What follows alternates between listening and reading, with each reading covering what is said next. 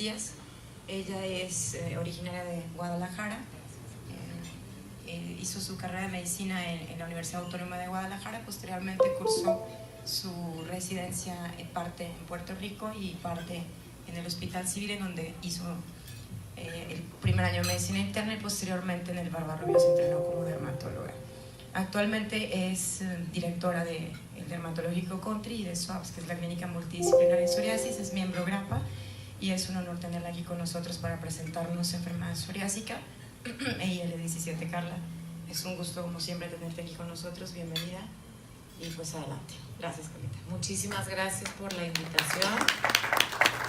Pues, como siempre es un honor para mí pues compartir el foro con grandes maestros y amigos, muchas caras conocidas, y pues creo que ya me gustan más los foros de reuma que de dermatólogo. Si me oyen mis colegas.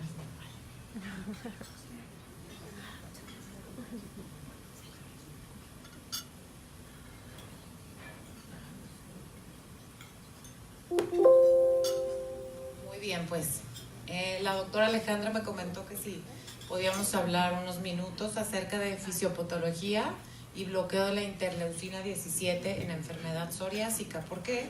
Pues porque varios de los medicamentos que tenemos disponibles hoy en día son bloqueadores de la interleucina 17 y pues han aparentemente demostrado cambiar radicalmente el curso de estas enfermedades. Muy bien, pues como conflicto de intereses en esta plática, Eli Lilly es mi patrocinador y pues soy speaker y advisor de algunas otras compañías. La agenda del día de hoy vamos a hablar un poquito de lo que es la psoriasis, las manifestaciones de la enfermedad psoriásica. Ya se está tratando de cambiar el término de psoriasis a enfermedad psoriásica debido a la heterogeneidad de manifestaciones de la misma. La etiología y fisiopatología, interleucina 17, familias de citocinas y sus receptores, el tratamiento y los retos terapéuticos de la actualidad.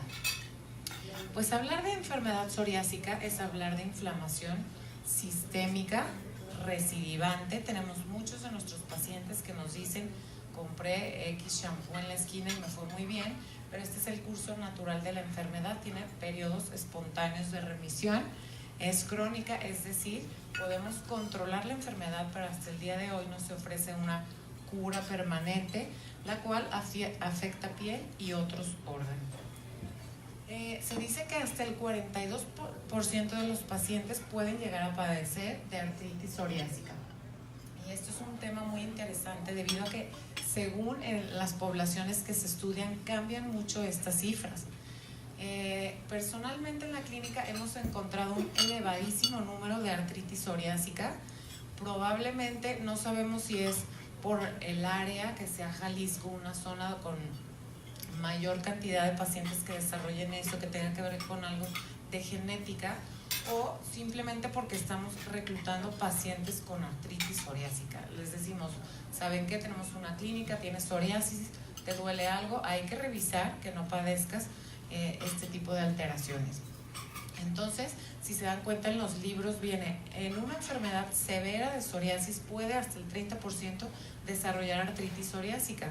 Los pacientes muchas veces tienen solamente afección en una uña y pueden tener una artritis psoriásica sumamente agresiva. Entonces no hay realmente una correlación entre la severidad de la psoriasis y el desarrollo de la artritis psoriásica. El 33% de los pacientes pueden llegar a desarrollar un síndrome metabólico o sus componentes, ansiedad o depresión hasta en un 20%, enfermedades cardiovasculares, sobre todo infartos prematuros y afección inflamatoria intestinal. La expectativa de vida baja de manera considerable en estos pacientes de psoriasis, sobre todo por estos factores cardiovasculares, por lo que este tipo de pacientes hay que tener bien identificados sus factores de riesgo y atenderlos de manera prematura.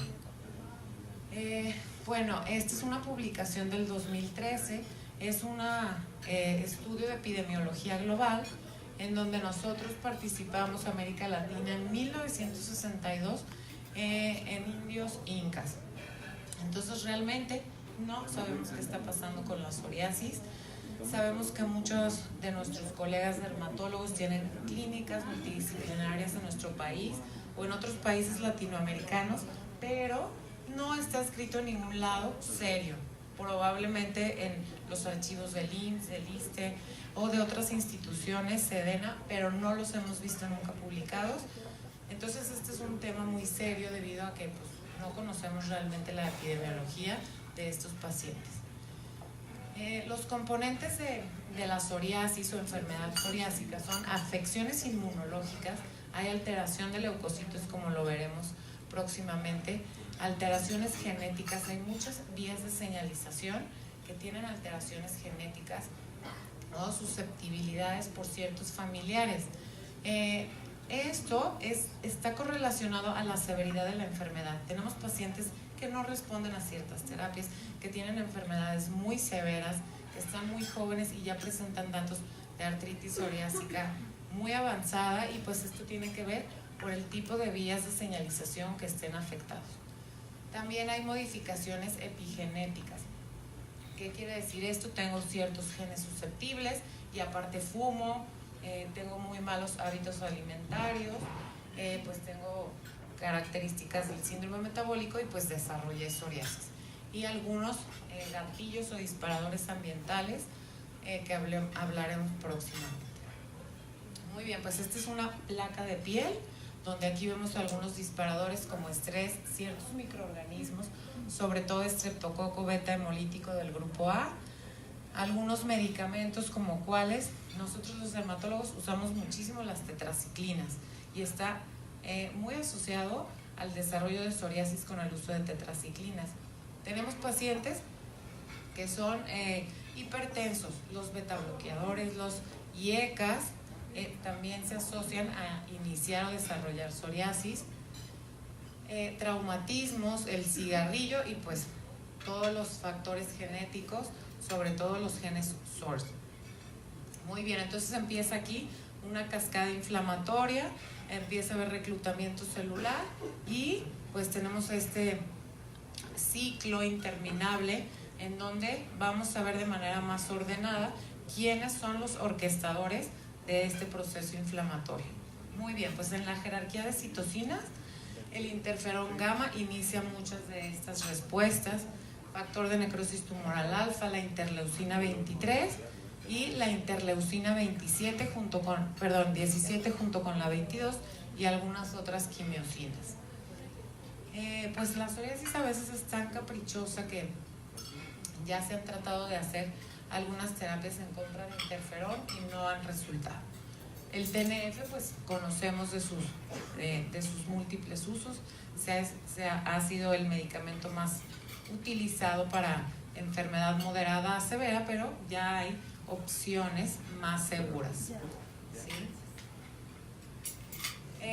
Muy bien, pues entonces, de manera ordenada vamos a ver que estas dos pequeñas moléculas llamadas ADAM, STL y LL37, que están secretados por el melanocito y por el queratinocito, van a empezar una respuesta inflamatoria en donde se van a activar células dendríticas y estos a través del TNF inician con la interleucina 23 la activación de células productoras de interleucina 17 como TH22, TH17 y TH1 y nuevamente afección del queratinocito para hacer así un ciclo.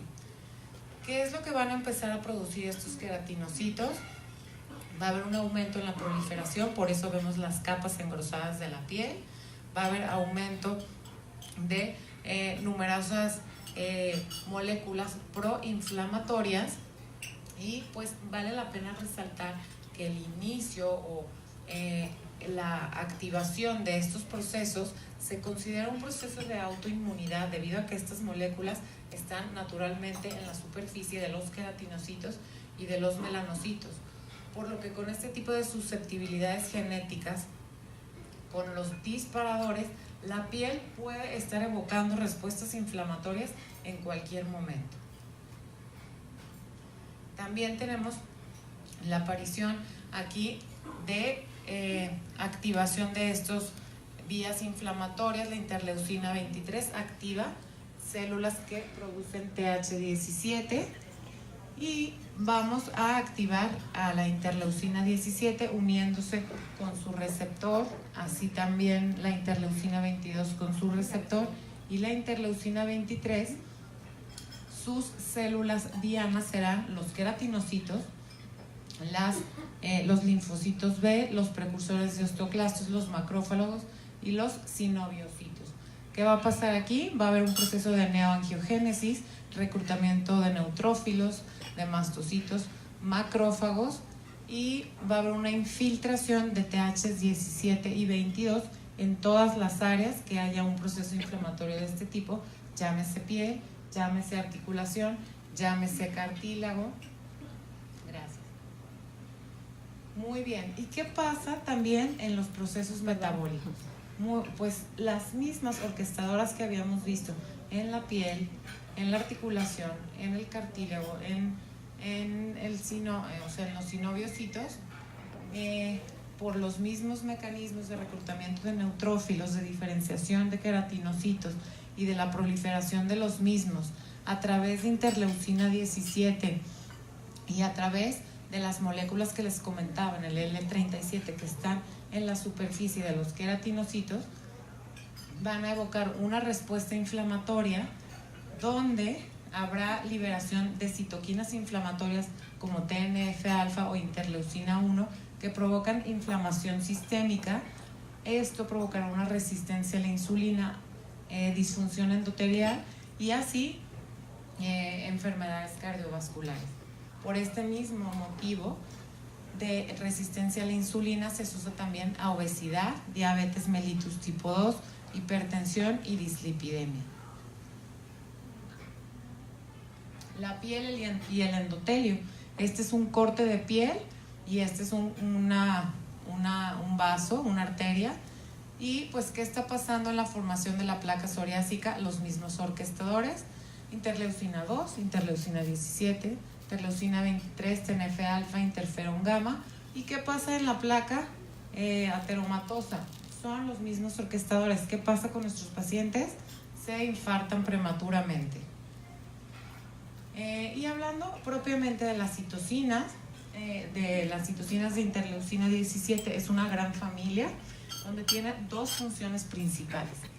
La respuesta a las infecciones, va a haber un reclutamiento de neutrófilos y producción de péptidos antimicrobianos. Es la primera barrera de defensa a través de los epitelios. La interleucina 17 es nuestra protección en el epitelio de piel, epitelios gastrointestinales, hepatocitos, genitourinarios, y en todo este tipo de epitelios puede haber respuestas inflamatorias involucradas en enfermedades autoinmunes. Aquí tenemos todas las familias de las interleucinas y pues estas interleucinas, no trabajan solas, siempre trabajan con algunas parejas. Incluso sus receptores tampoco son monodiméricos, siempre están asociados a otros receptores. Entonces hay cierta complejidad en las citocinas de interleucina 17. ¿Por qué les comento esto? Porque los anti-interleucina 17A que tenemos disponibles solo están involucrados en bloquear a la interleucina A, aunque la interleucina A siempre está asociada a la interleucina 17, y al momento en que se une con los receptores siempre son varios. Aquí tenemos receptor de interleucina 17, RA, y este es un receptor de interleucina 17, RC. Y pues aquí tenemos cómo se evoca una respuesta de interleucina 17.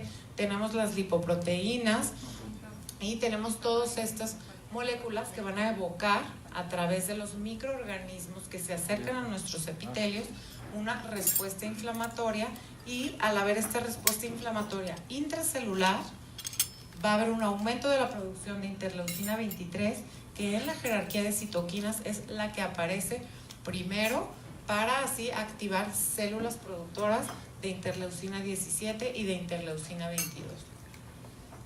Aquí les puse una tablita de todas las células que se asocian a la producción de interleucina 17 y 22 que trabajan por lo regular en pareja y que va a activar la interleucina 17. Después de que todas estas células empiezan a producir interleucina 17, varios genes van a estar activados en el sistema nervioso central, en pulmón, en hepatocitos, en las células epiteliales renales, las células NK óseas, los osteoblastos, los fibroblastos sinoviales, el músculo liso, intestino, queratinocitos de piel y glándulas salivales.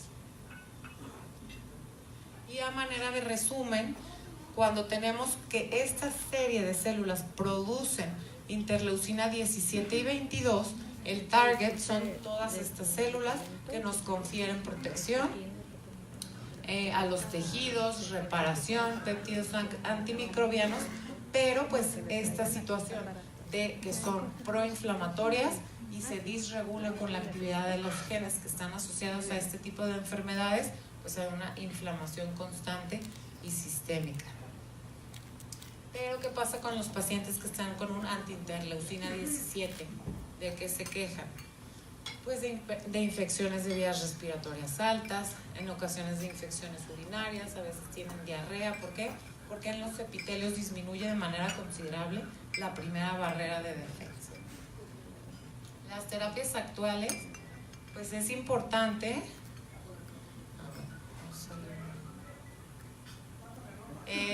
bueno, muchos de ustedes están familiarizados con el algoritmo GRAPPA para el tratamiento de psoriasis y artritis psoriásica. Perdón que no salió aquí, pero es indispensable para elegir una terapia para este tipo de pacientes, ver qué tipo de órganos o qué tipo de afección tiene nuestro paciente. No, si viene conmigo, yo no le voy a decir, tú eres candidato A, primero hay que ver su estado metabólico, hay que ver si tiene o no artritis psoriásica, hay que ver qué está pasando con los ojos, si tiene manifestaciones gastrointestinales de una enfermedad inflamatoria intestinal, para así perfilar de manera más fina qué es lo que más va a beneficiar a nuestros pacientes. ¿Por qué? Porque recordando que hay una gran heterogeneidad en las manifestaciones de la piel en nuestros pacientes, en la artritis psoriásica, tenemos manifestaciones a veces sinoviales, articulares o en entesis, muchas veces solamente hacen dedos en salchicha que corresponden a dactilitis. Entonces hay que conocer este tipo de diversas manifestaciones para ver qué le podemos ofrecer a nuestros pacientes. También tenemos muchas comorbilidades, muchos de estos pacientes llegan con otro tipo de afecciones, por lo que hay que empatar de manera muy detallada qué es lo que mejor podría beneficiar a nuestros pacientes. Y pues las terapias disponibles actualmente, yéndonos otra vez a la jerarquía de citocinas, si queremos hacer un bloqueo de interleucina 23 y 2, está disponible el ustekinumab, tildraquizumab, risankizumab y guselkumab, que va a bloquear interleucina 23, bloqueadores de interleucina 17, el secukinumab, ixekizumab y brodalumab, que es un bloqueador del receptor. Y pues obviamente estamos muy familiarizados ya con los anti-TNF, sobre todo ustedes, como el etanercept, el infliximab y el adalimumab, que siguen siendo excelentes medicamentos, pero hay que individualizar las terapias de nuestros pacientes.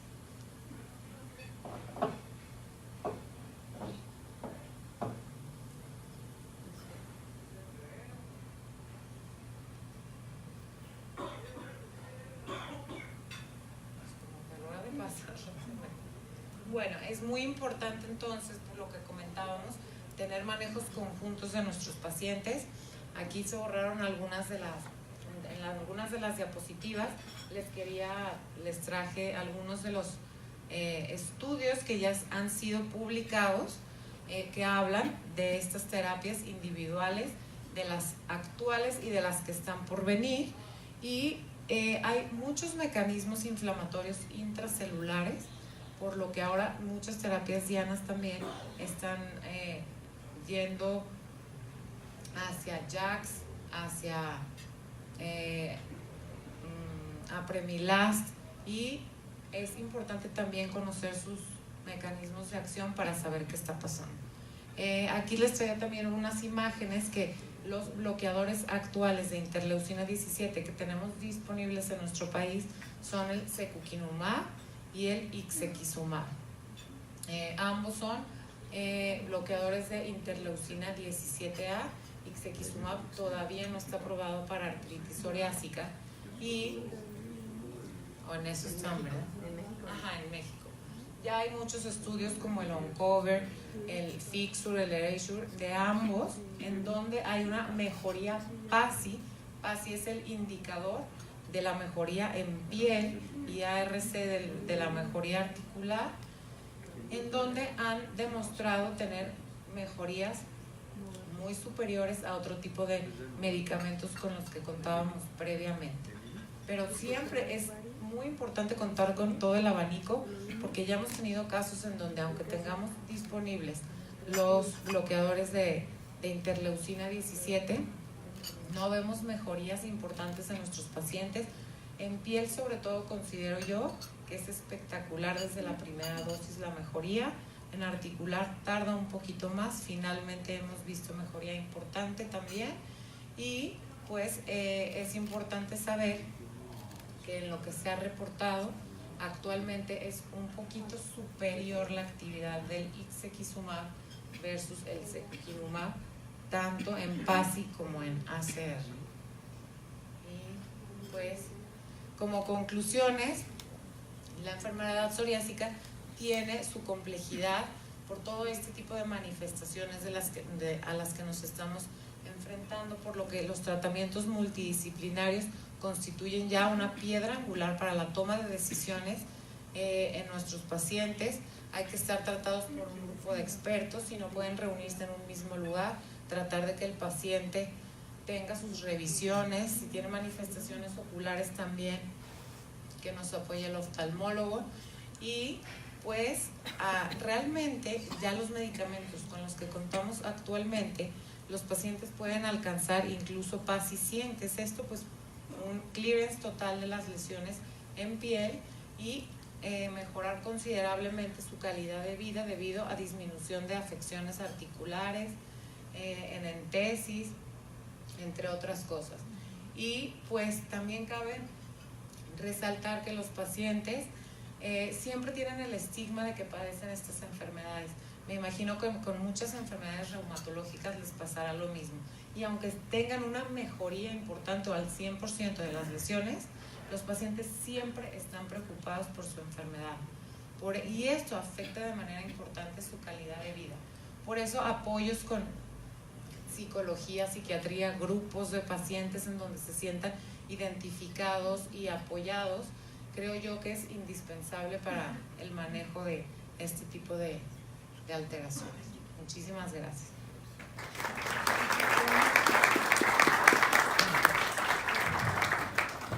¿Alguna pregunta para la doctora Macías?